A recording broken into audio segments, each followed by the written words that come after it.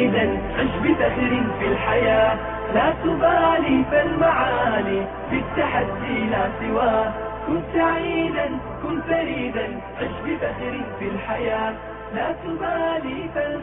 naftaada ayaa ah qofka ugu horeeya ee ka hor istaagaya inaad gaarto hadafyadaada oo aad bedesho noloshaada oo dhan haddana isla iyada ayaa ah qofka kuu suurtagelinaya inaad gaarto hadafyadaada waa haddii iyadu aad ka adkaato salaamullaahi calaykum waraxmatullaahi tacaala wabarakaatuhu magacaygu waa qaasim maxamed daacad ugu horeyn waxaan kaaga mahadcelinayaa waqtigaaga qaaliga ah oo aad ku bixinayso daawashada muuqaalkan waxaadna tahay qof qiimo qaasa ku leh agteena ku soo dhawow barteena YouTube-ka ee hagaha nafta si aad u rukumato oo aad uga mid noqoto asxaabta ku tixan barteena riix bandhigga guduudan oo ay ku qoran tahay subscribe kadibna furo gambaleelka si aad u noqoto qofka ugu horeeya uu soo gaaro muuqaaladeena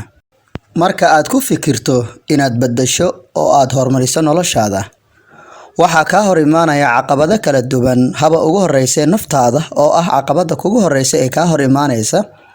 waxaana laga rabaa inaad ka adkaato naftaada si aad ugu guuleysato hadafkaaga adigoo nafsadaada uga adkaan kara waxyaabo kala duwan oo aad ku tababarayso naftaada waana mashiinka kuu suurtagelinaya inaad gaarto hadafkaaga waana mashiin ka hor istaagi kara haddii aad u fiiriso si kale inaad gaarto hadafkaaga u fiirso dadka guuleystay waxa ay noloshooda ka dhigeen sida ay iyagu la damacsanaayeen iyagu waxa kaliya ay sameysteen oo ah caadooyin iyaga u gaar ah oo ay ku dabaqaan nolol maalmeedkooda si ay u gaaraan wax walba ay noloshooda ay u baahan yihiin caadooyinkaasi oo ugu dambeyn ka dhigan iyagu in ay noqdaan dad ka dhex tilmaaman dadka kale maadaama ay ku guuleysteen maareynta naftooda oo ah qofka ugu horeeya ee kaaga baahan inaad ka guuleysato marka aad rabto inaad xaqiijiso ahdaafyo noloshaada aad ka leedahay sababtoo ah naftu ma ogola inay isdhibto ay waqti ku bixiso hadafyada aad ka leedahay nolosha waxa ayna u baahan tahay mar walba inaad layliso oo adiga aad ku tababarto sida ay ku gaari lahayd hadafyadaasi naftu waa waxa kaliya ee ka hor istaagi kara inaad gaarto yoolkaaga haddana waa waxa kaliya ee kuu suurtagelin kara waa adiga haddii aad maamusho iyada oo aad u samayso caadooyin iyo dhaqamo aad ku laylinayso oo aad ku tababarayso sida inaad yeelato xilliyo adiga ku gaar ah inaad wax akhriso seexato kasoo toosto waa xilliyadaasi iyo caadooyinkaasi ayaa ah waxa nafsadaada ku laylinaya inay gaarto ahdaafta kuna suurtagelinaya inaad adigu iyadu maamusho oo aad ka adkaato muuqaalkan ayaa waxaan kugu bari doonaa 5 tallaabo oo aad uga guuleysan karto naftaada si aad u xaqiijiso ahdaafta kala duwan oo aad ka leedahay naftaada maxaa yeelay naftu waxay u baahan tahay laylin iyo tababarid wadadii aad ku tababari lahaydna waxaad ku baran doontaa muuqaalkan ee inakeen tallaabada koobaad isbar inaad seexato xilli hore ku tababar naftaada inay seexato xilli hore si ay u hesho nasiino iyo hurdo ku filan sababaha keena inay nafteenu ka caajisto horusocodka iyo horumarka waxaa ka mid ah hurdo badni ama hurdo yari sababtoo ah jirkaagu iyo maskaxdaadu waxay u baahan yihiin inay helaan nasiino iyo hurdo ku filan sidaa darteed si aad hore ugu sii socoto nafsadaaduna ay u caajisin ku layli oo ku tababar naftaada inaad u samaysato xilli ku go'an oo aad seexato habeen walba si aad u gaarto laylinta naftaada tallaabada labaad isbar inaad soo toosto xilli hore ku tababar naftaada inay soo toosto xilli hore sida 4 habeenimo oo ah xilliga ugu macquulsan oo aad cibaadeysan karto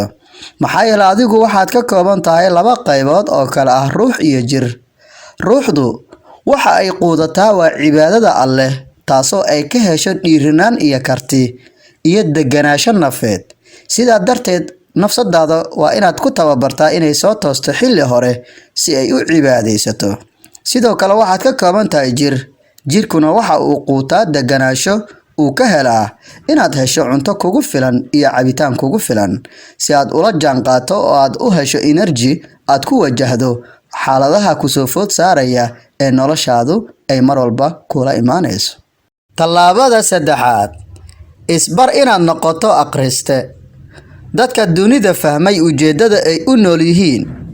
kuna dhiiraday inay ka baxaan nolosha caadiga ah oo ay ku nool yihiin dadka intooda badan, waxay saaxiib dhow la yihiin wax akhriska. Sababtuna waxay tahay waxay doonayaan inay nafsadooda ku quudiyaan macluumaad fara badan kuna kaydiyaan maskaxdooda. Sidaa darteed, isbar inaad noqoto akhriste si aad u kaydiso macluumaad. Tallaabada afaraad, isbar inaad yeelato jadwal maalinle ah. Inaad yeelato jadwal maalinle ah waxay kaa caawinaysaa inaad noqoto qof ay u xisaabsan yihiin waqtiyadiisa iyo meelaha uu ku bixinayo.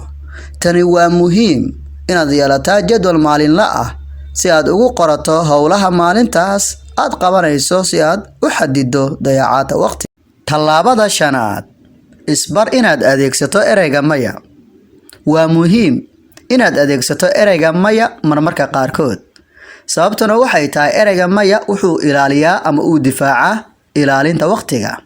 Waxa uu qayb ka qaataa howl maalmeedkaaga. Sababtu waxay tahay waxaad la dhaqmaysaa bulsho. Bulshaduna waxay isugu jiraan kuwa adiga ku ilaalinaya waqtigaaga iyo kuwa ka dayacaya waqtigaaga ee kugu mashquulinaya howlahooda gaarka ah. Sidaa darteed, waa inaad leedahay caado inaad adeegsato marmarka qaar ereyga maya. Ugu dambeyn, waxaan rajeynayaa 5 tallaabo inaad ku dabaqi doonto noloshaada si aad u layliso uguna tababarto wadada saxda ah oo adigu aad la doonayso nafsadaada inay ku socoto.